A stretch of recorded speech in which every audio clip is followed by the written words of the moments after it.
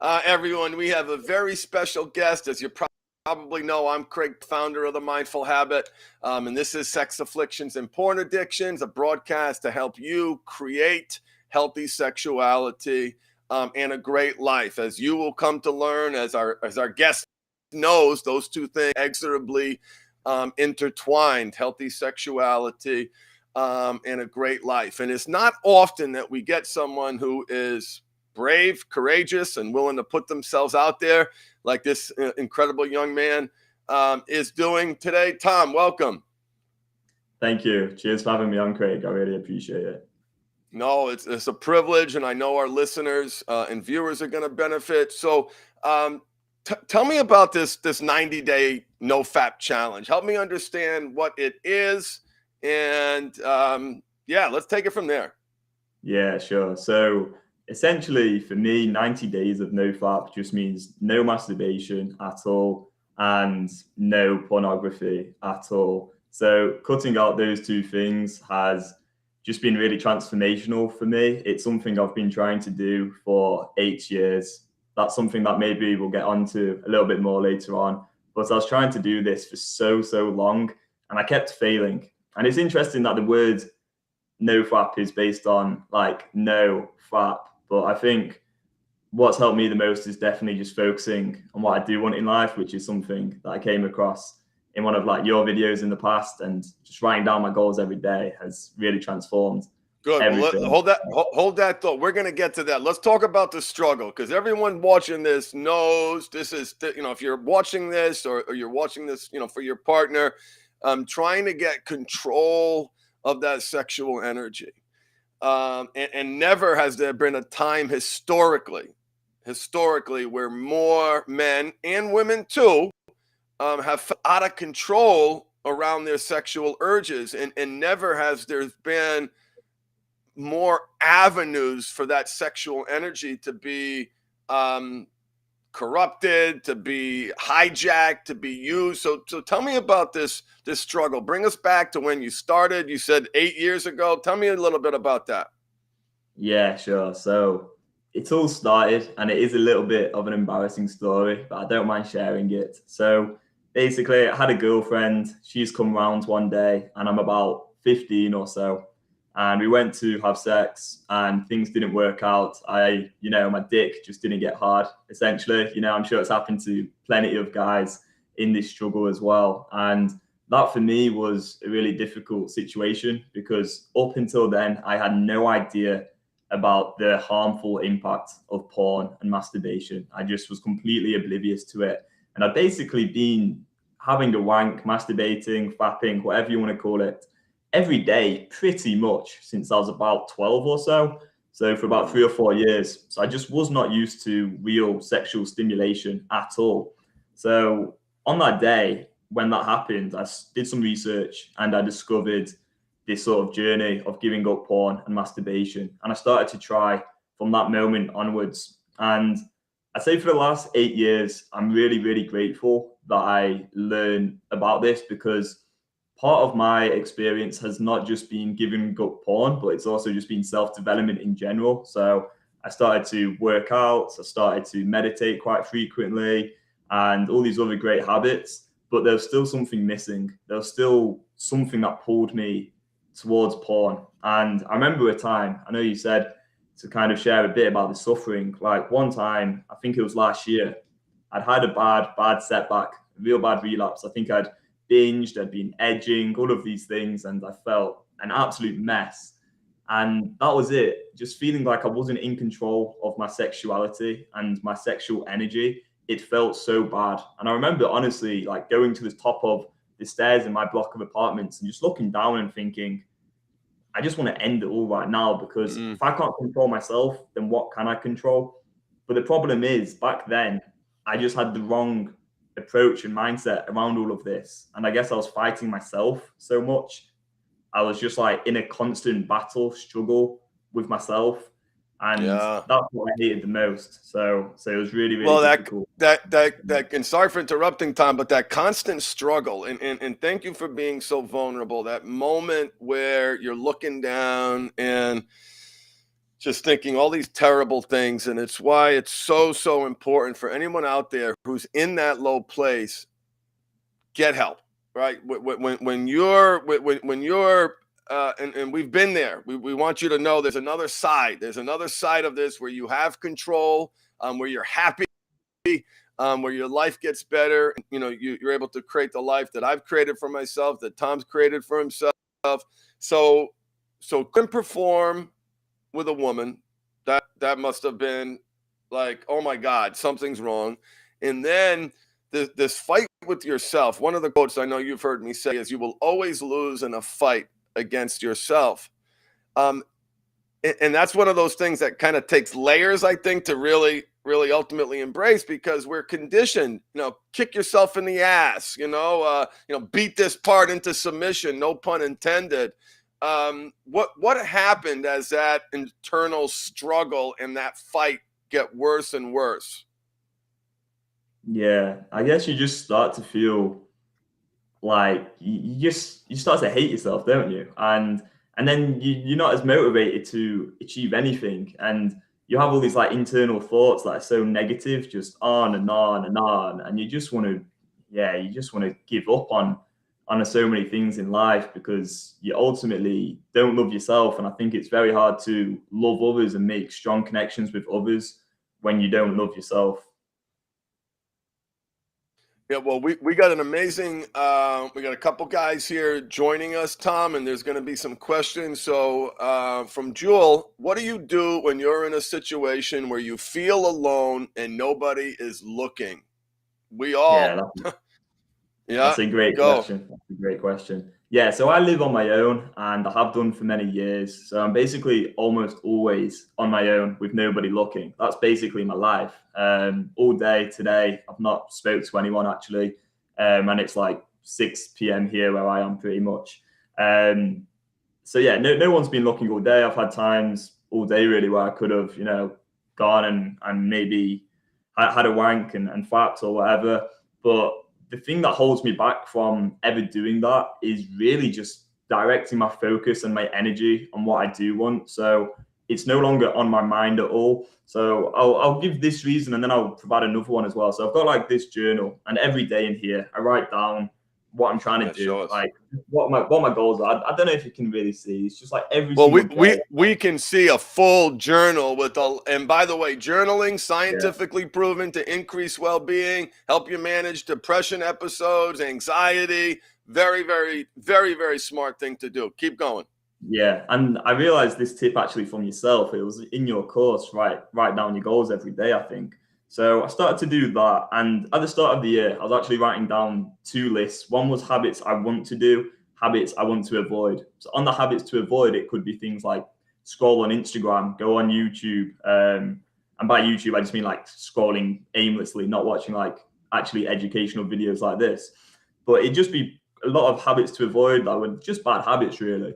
But nowadays, I only focus on what I do want. So I suppose I don't really need to be too concerned about like urges, because they don't come up so often. But what I would say about urges, because they are natural, they do happen. It's not like I'm immune to urges. I still face them. They're still difficult. But it's just accepting that life is good and bad. I think that's been so important to me, because before it was Yes. like, if anything was ever painful and hard, it's like, oh, I need to escape this now. And I just rush to, go on Instagram and find something sexual, or Twitter or whatever, or even like Pornhub. But nowadays, I'm kind of just of the mindset that, okay, sometimes are good, sometimes are bad. Let me do my best to focus on what I do want in life. And if urges come up, I'm just going to deal with them. And that might be painful. Like, I'm on 104 days of NoFap now. And I would say I've probably experienced both the happiest days of my life, but also some of the worst days as well, because there has been 1 or 2 days which have just been so intense if I'm dealing with something that's really bad in my life. But it's just a case of like trying to learn strategies of coping with that, and also accepting that all of these thoughts and feelings are always temporary. And that's where mindfulness comes in. So maybe we want to talk about that a bit. I don't know. Yes, we most certainly do. That is such a difficult concept, Tom, for people to embrace. And as the coach too, it's one of those pieces of advice that this isn't about me, but it's hard to deliver because you want people to feel that wow, you want them to have that those realizations, and then you say, guess what? Life is going to suck. Well, then, okay, I'm listening. What? No, that's it. Life is going to suck. And you are going to be in pain. And being present in that pain is one of the single greatest, most important things you can do. Tell me about that. Yeah, definitely. Like, I was messaging my friend today, actually, and we're going to like a festival in Barcelona in a few weeks. And I was talking about how Who's I'm feeling playing? there's so many people like Dua Lipa, Massive Attack, Gorillas, The Strokes. I'm excited. Oh, Yeah, it Massive should be good. Attack. I love Massive Attack. Yeah, Oh, yeah. man, I wish I could fly in to go with you, Tom. That we would have Come so and much fun. join us, man. Come and I join us, went to please do. Coachella. I went to the Oh U.S. yeah, festival not that long ago, and it was so great. I love live music. yeah. I bet that was awesome. But yeah, so I was messaging my friend, and he said how he'd recently had a bit of a setback, what he calls it, because he's also trying to do this like NoFap challenge. And he said the reason for that was because he was feeling a lot of pain, like because he'd had this situation with a girl and they'd argued a bit. And I just said to him, like, I know that this is a lot easier for me to say than to actually practice in reality. But just remember that like all those thoughts and feelings that you felt are always going to be temporary. So in terms of mindfulness, what I do on a regular basis, usually every single morning, is just like 10 to 30 minutes of either an audio, which is like really useful, and there's loads of places you can get good like mindfulness audios on YouTube for free, or Headspace app if you're in the UK. That's probably in America as well, actually, I'm sure. Yep. But yeah, just kind of like sitting still and breathing in and out and just focusing my attention on my breath for a little bit, and kind of being aware that those sensations are only temporary. Because the thing is with any urge or like intense pain is what you can do is start to detach from that and start to see it as like an objective thing that's a bit outside of yourself, or maybe just something that's like not really as scary or like overwhelming. Because when you start to just see that as like an objective sensation that's going on in your mind, or well, yeah, it's in your mind, you might feel it in your body, but it's actually just in your mind, right? When you just realize that, it's like, okay, well, actually, no, I don't need to go in and touch my own penis and look at some naked girls on a screen. No, I'm just going to sit through this sensation, which might be really, really difficult, and keep going, and then try and shift your focus back on what you do want in life. Because you can just dwell on what you don't want in life forever. You can just sit through pain and emotions like really heavy and feel terrible. Or you can just choose, right, as you say, to break a habit, you need to make a habit and start to do the things that you actually do want, and sort of pursue and aggressively pursue a great life. Like that's another quote that you say. So that's kind of my approach, yeah. And thank you for sharing that, Tom. And if you're listening, really, the next time you're experiencing pain, try to be present. Try to be present. The next time you're experiencing boredom, be present with that boredom. Be present with that pain, and that's sitting in it, feeling it, and observing what the mind does. Right? You talked a lot about mindfulness. Tell me a little bit more how mindfulness really changed the game for you. And we talked a little bit about being present with your pain. How else has it helped? Yeah, I think it's also helped me become more grounded and centered and aware. And that's something that I've definitely struggled with a lot over this last 8 years, because when you're not like grounded and a little bit more aware of your thoughts, it's so easy to just fall into sort of bad habits which are so like automatic. Like you just run on autopilot. So you'll start like laying in bed and you're just scrolling on your phone or searching, and you're just wanting a dopamine hit ultimately. So I guess Yeah. with mindfulness, what it's doing is creating that space between thought and action. I know there's a good quote by Viktor Frankl, I think, on this, or is it Viktor Frankl? About, it might be someone else, about there's like a space between like stimulus and Yes. response. You know, that quote is really good. Yes. Um, Yes. but yeah, it's basically like a matter of, right, you have a thought or you have a sensation, and it's like compulsively, usually you would just like get your phone out and do X, Y, Z. Whereas with mindfulness, what it does is it creates a bit of space between that thought and that action. So you can go, actually, wait a minute, I don't want to go on Instagram right now because I'm focusing on my work, or you know, I just know this is going to be a waste of time. So you just put your phone back in your pocket and you carry on with your day.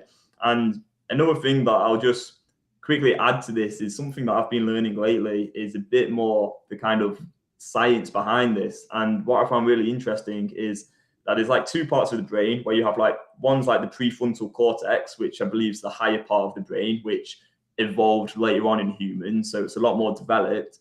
And that actually strengthens through mindfulness. So by practicing mindfulness or meditation, right, you're actually strengthening the rational part of your brain. So then you're just returning the control of your actions back to the rational part of the brain, rather than the primitive part of the brain where you have other like parts, like maybe like the amygdala, which will actually shrinking as well. So the amygdala, fight or flight response, you know, I could probably talk about this all day, but it's essentially a very old part of the brain which was there for our survival.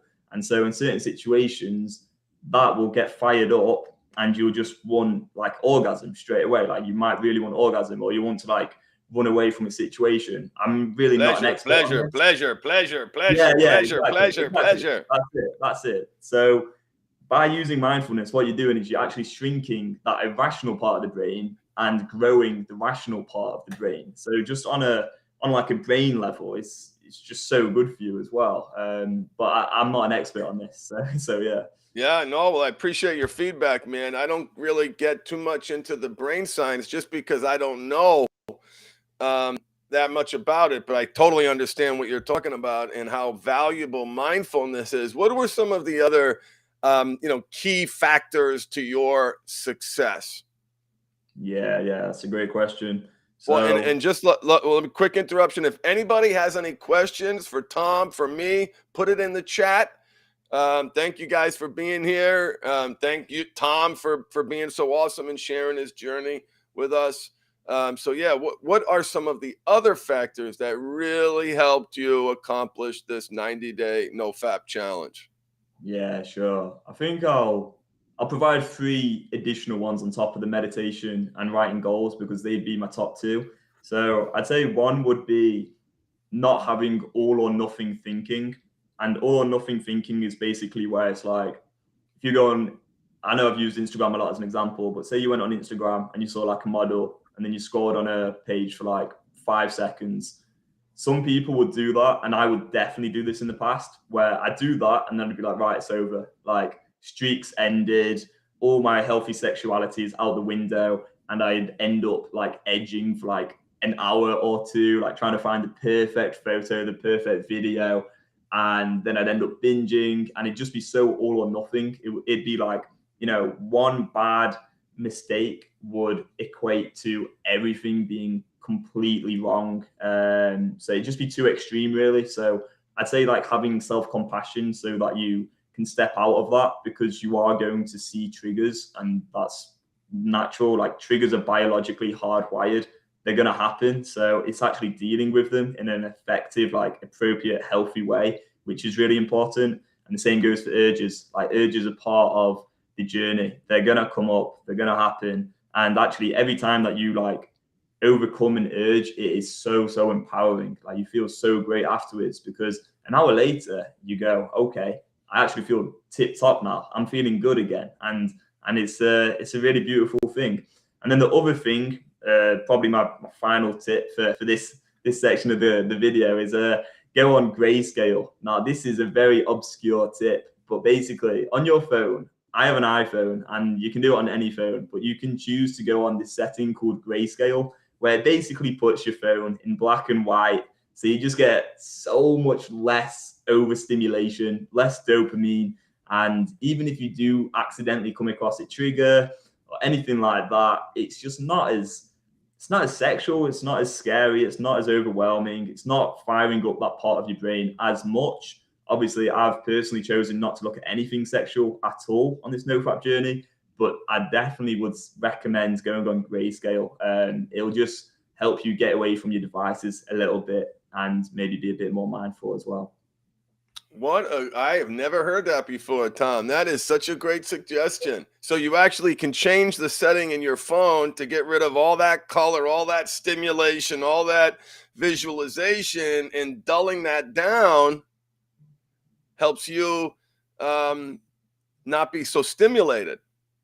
Yeah, exactly that. And it's really, really helped me. I had a friend actually who I recommended this to a few months back, and he was doing some exams at uni at the time. And he said that he managed to drop his screen time by about 80%. And then he went on to pass all of his exams as well. So it's just really good for focus and concentration. And it'll really help you reduce your overall screen time, which for me in the past anyway, definitely had quite a high correlation with my use of porn and sexual content. Yeah. No, we got some good feedback in the chat. People like that. They've never heard of that either. I mean, when you think about it, there's never been a time in human history where there are more browsers. I mean, just scrolling through TikTok. Like, I don't care how well I dial my For You page in on TikTok. Right now, it's 1 in 20. It used to be one in every 3. I finally was able to lower that frequency, but you can't eliminate it. You know, I like what you said too, Tom, about forgiving yourself and having compassion.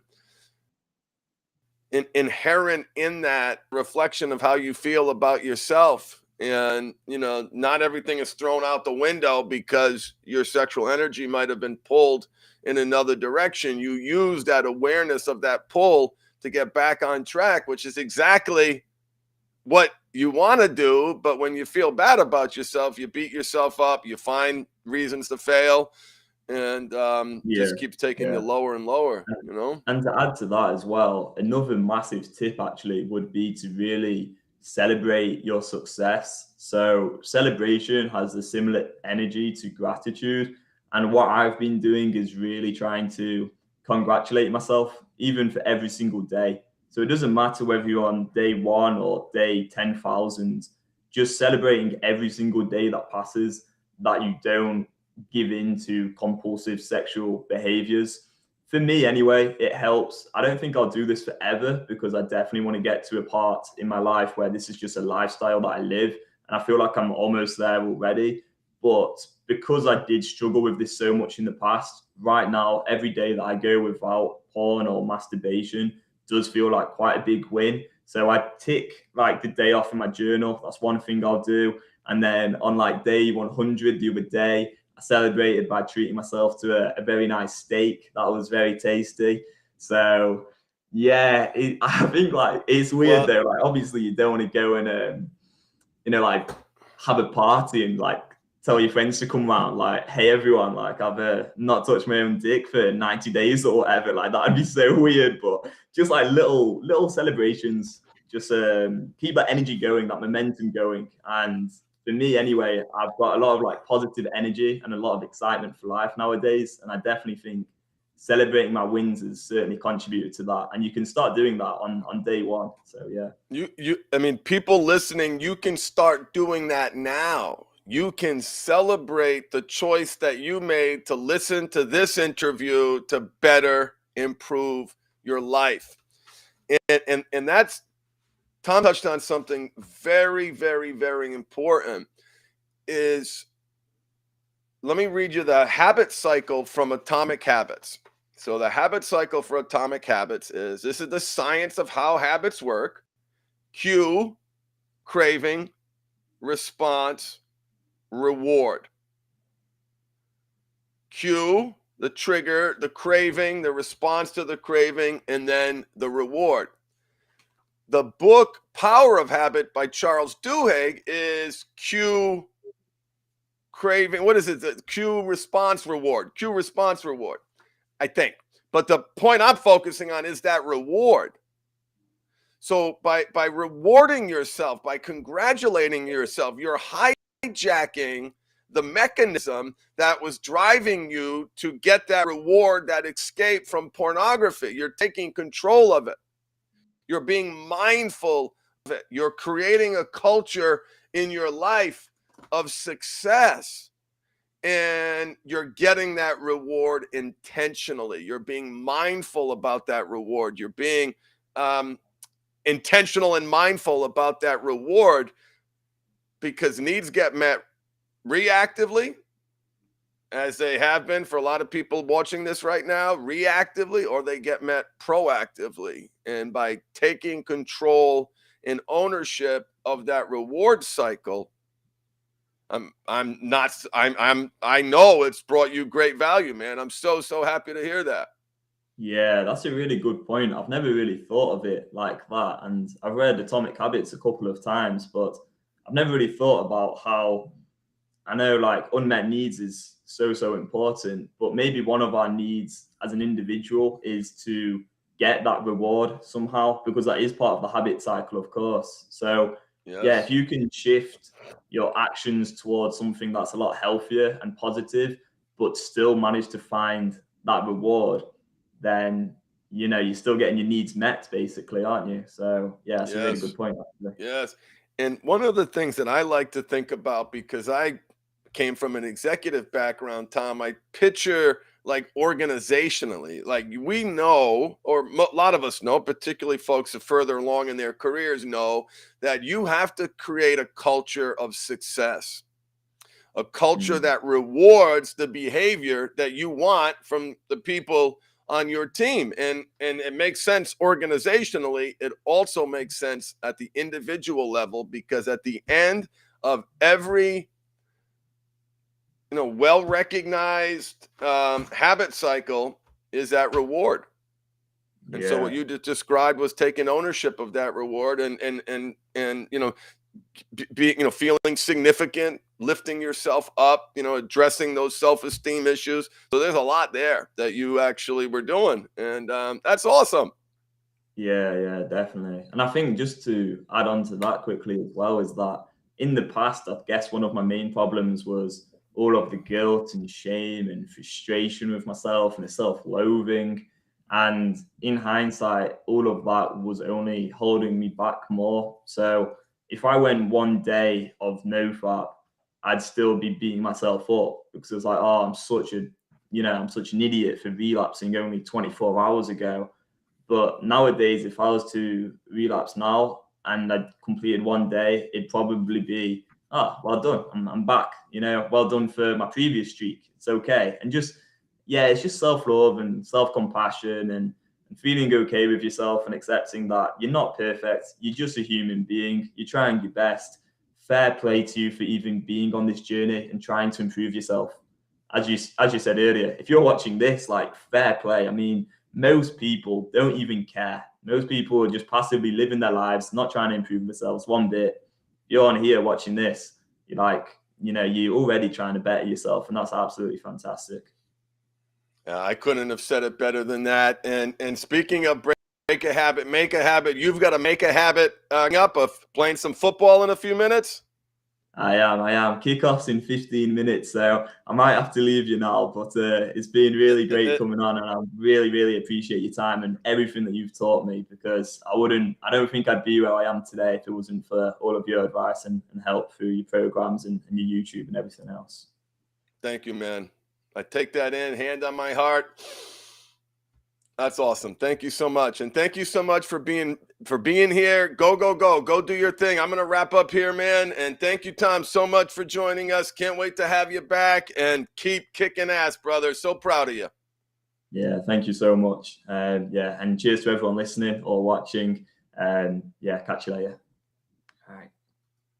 All right. So that was Tom, everybody. Amazing client. Really wanted to talk about his journey and his personal goal of hitting that 90-day challenge, and having someone younger. I just love that perspective, right? There was certain pieces of advice that I know he didn't get from me, and I love it. I love it so much. The grayscale on the phone. What a fitting idea. I encourage anybody listening, try it. Let me know at support@themindfulhabit.com how it's helped you, or let us know on our next live stream. So if you do want to catch these things live, I think you have to follow me on YouTube, Facebook, Twitch, or LinkedIn, and you'll get a notification when we go live. We do not yet have a set schedule, but when we have these breaks in the action, or when I have some time, I love to go live in this journey with all of you.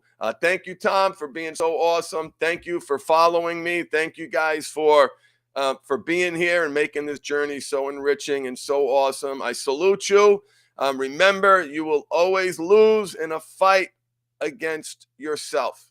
You heard it from Tom. You're hearing it from me. You will always lose in a fight against yourself. So if you're beating yourself up and trying to whip yourself into shape,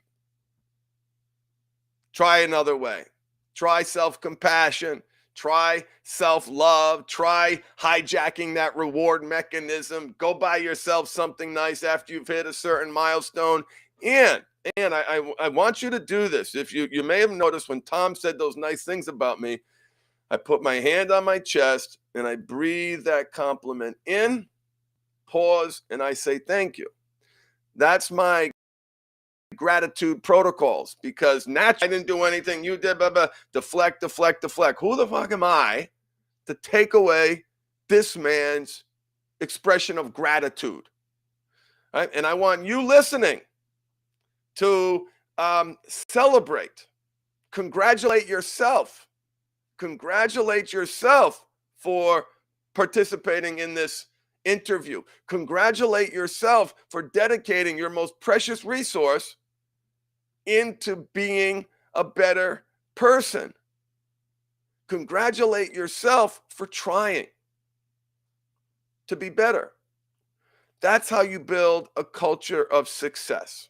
That is how you build a culture of success. So everyone listening, live or later on, hand on your heart. I'm proud. I congratulate myself for making the commitment, for making the effort. And here's the thing, guys. So right, I already hear the voice. Yeah, but should have done it a long time ago. Should have done more of it. Should have done it a different way. It's and so when you celebrate an accomplishment, or when you reward yourself for taking a positive step, right? This is a positive step. You're listening to a broadcast to learn a little bit more about yourself, and hopefully you took something from it. I salute you. Now you congratulate yourself for making this choice. Yes, you should have done it soon, right? Just and I celebrate this moment. I'm proud of this moment. I'm proud of the step that I've taken. I'm proud of my effort to feed the right wolf. And that's what we're doing here, brothers. Thank you so much for joining me. I'll see you on the next one.